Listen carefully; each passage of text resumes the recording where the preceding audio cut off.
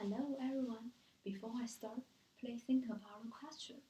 When talking about traveling to Europe, what cities will first come to your mind? I guess most of your answers are some famous tourist cities like Paris and Rome.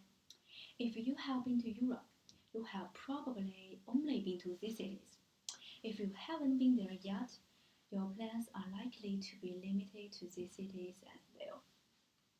However, they have already been overcrowded in recent years, especially during the holidays. So maybe we can try some other options.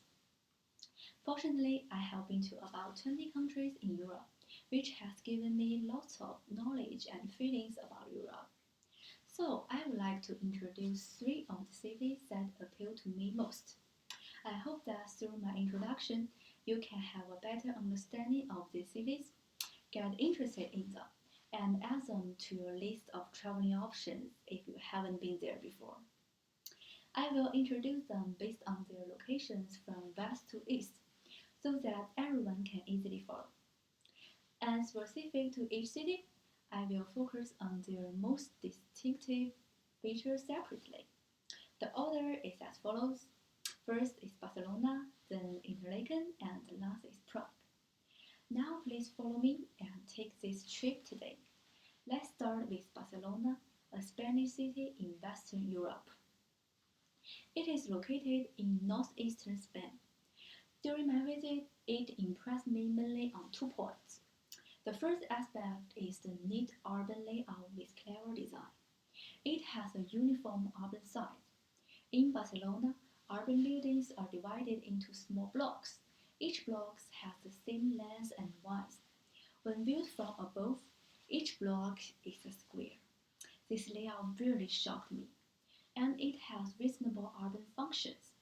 According to Vincent, an urban planner in Barcelona, such a design can not only relieve the traffic pressure but also ensure the beauty of the city. The second aspect is amazing buildings with different styles. To many architects, Barcelona is their dream paradise. There are many incredible and remarkable buildings of different and distinctive designs. Among them, the most famous buildings were designed by a well-known architect, Gaudí. I would like to introduce two examples simply. The first one is Casa Mila. It is a house that Gaudí designed for a millionaire Milo. It reflects the anti-realism of Gaudí's design. The house is all made up of winding curves, which is very different from what people usually say. It also reflects the naturalism of Gaudí's design. The whole building looks like the rough sea, and the shape of the house matches with the mountains of Barcelona. The second one is Sagrada Familia. It is a famous cathedral designed by Gaudí. The, the exterior of the cathedral includes three splendid doors.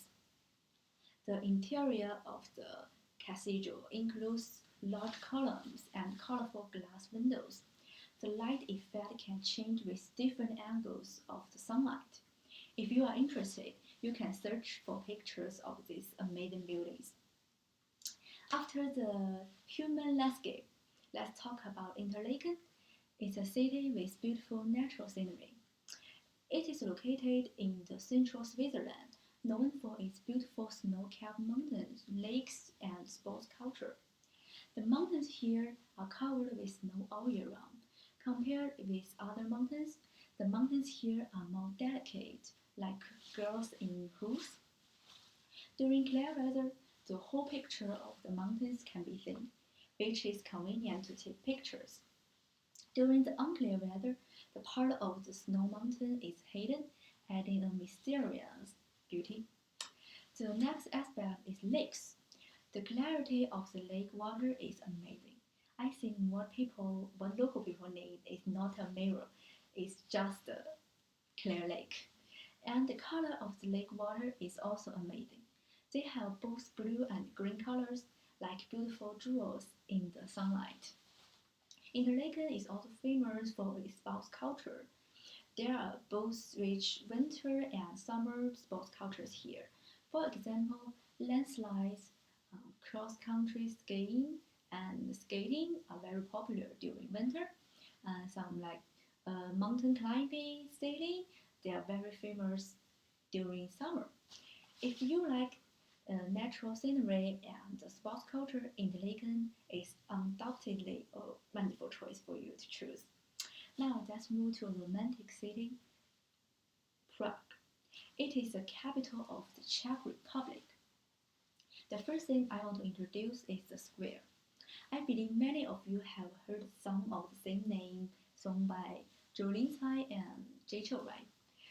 As described in the song, Prague Square actually has a tall clock tower with glass windows and groups of white doves. And there are also live bands playing on the square, especially at dusk when bands play romantic love songs. It is a good idea to sit on a bench, have a cup of coffee, and listen to the music. Then you will get a feel for the romantic atmosphere. Crystals are a feature of Prague as well.